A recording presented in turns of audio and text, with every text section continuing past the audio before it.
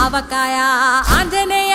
కథ మొదలెట్టినాడు చూడారయ్యా శక్తినంతా కూడగట్టి చెట్టు దులిపినాడు అంజయ్య ఎర్ర ఛాయ కోతి అవతార వెంటమాయ కత్తి సేత పట్టకుండా కాయ కోసినాడు కపిలయ్య